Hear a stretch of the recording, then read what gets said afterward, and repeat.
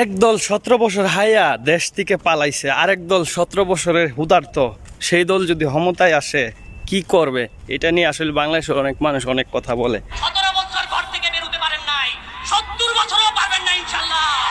আপনাদের পিছনে কিন্তু সিল মারা, একজনকেও পথে বের হতে দেব না।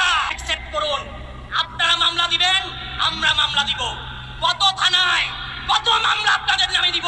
দলটা আমার বিএনপি হতে পারে, কিন্তু বর্তমান যে অবস্থা, এই 17 বছর ক্ষমতা থাকার পরে একদল যখন বিদায় নিছে, এখন আরেক দল যা শুরু করছে মানুষকে হয়রানি করার জন্য মিথ্যা মামলা, ষড়যন্ত্রমূলকভাবে বিভিন্নভাবে মানুষকে হয়রানির জন্য মিথ্যা মামলা দিয়ে যেভাবে বিভিন্ন জায়গায় চাঁদাবাজি শুরু করছে, যে দলের প্রতি ভালোবাসা ছিল মানুষের, সেই দলের প্রতি কিন্তু এখন যুবক সমাজের যুবকদের, বিশেষ করে যুবকদের কিন্তু একটা ভুল চিন্তাভাবনা তৈরি হইতেছে যে তারা যদি ক্ষমতায় আসে তারা তাহলে সেই স্বৈরাচার সরকারের মতনই মানে আচরণ করবে, মানুষের উপরে অত্যাচার করবে। কিন্তু এই যে দ্বিতীয়বার দেশ স্বাধীন হয়েছে, এই স্বাধীনে কিন্তু সবারই একটা চিন্তা ছিল যে এখানে সুন্দর একটা সমাজ, সুন্দর একটা দেশ, মানে প্রতিহিংসা থাকবে না কোনো দলের প্রতি, মানুষের প্রতি, সমাজের প্রতি, সবাই যার যার স্বাধীনতা নিয়ে সুন্দরভাবে চলাফেরা করবে।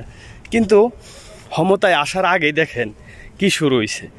তারা ক্ষমতায় আসার আগেই এখন তত্ত্বাবধায়ক সরকারের যে একটা অধীনে দেশ চলতেছে, ছাত্রছাত্রীর মানে নিয়ন্ত্রণে ধরতে গেলে দেশ চলতেছে। কিন্তু যে দলটাকে আমরা আসলে পছন্দ করি বা ভালোবাসি, বিএনপি, সেই বিএনপি নাকি বিভিন্ন জায়গায় চাঁদাবাজি করতেছে, বিভিন্ন মানুষকে মিথ্যা মামলা দিতেছে, হয়রানিমূলক মামলা দিতেছে। এই কারণে কিন্তু আসলে এই যে দ্বিতীয়বার দেশ স্বাধীন হয়েছে, এই স্বাধীনতার পেছনে কিন্তু যুবক ছেলেদের অনেক ভূমিকা ছিল। এখন এই যুবক ছেলেদের দেখবেন একটা ভুল ধারণা কিন্তু তৈরি হইতেছে এই বিএনপির প্রতি।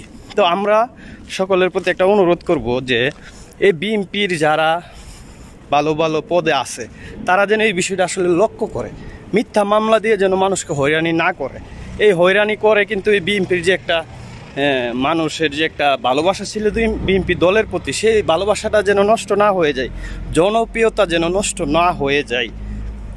যারা নেতাকর্মী আছে বিভিন্ন পর্যায়ে, তাদের প্রতি এই ভিডিওটা আমার করা যে আমাদের এলাকায় বিভিন্ন জায়গায় দেখতেছি মানুষকে মিথ্যা মামলা দিয়ে মানে বিভিন্নভাবে হয়রানি করতেছে। এই বিষয়টা আসলে আমার কাছে পছন্দ হইতেছে না, কারণ আমরা দ্বিতীয়বার দেশ স্বাধীন হয়েছে, এখানে সুন্দরভাবে দেশ গড়ার যে একটা সিদ্ধান্ত নিছে বা ঐক্যবদ্ধ হয়েছে সবাই, সেইটা তো আসলে বাস্তবায়ন হবে না যদি সেই আওয়ামী লীগের মতন আবার বিএনপি সেই রকম কাজগুলা, ভুল কাজগুলাতে জড়িত হয়ে যায়, এই চাঁদাবাজি, মানুষকে হয়রানি করা, মানুষকে মিথ্যা মামলা দেওয়া। তো আমরা আশা করি আওয়ামী লীগ যে ভুলগুলা করছে, অন্ততপক্ষে বিএনপি যেন এই ভুলগুলা না করে, কারণ আওয়ামী লীগের যে একটা অবস্থা হয়েছে নেতাকর্মীর, এই বিষয় দেখে যেন বিএনপিও একটা শিক্ষা নেয়, বিএনপি যেন এরকম ভুল দ্বিতীয়বার না করে। আওয়ামী লীগে যে ভুল করছে, এই ভুল যদি বিএনপি করে তাদের পরিণাম কিন্তু এরকমই হবে।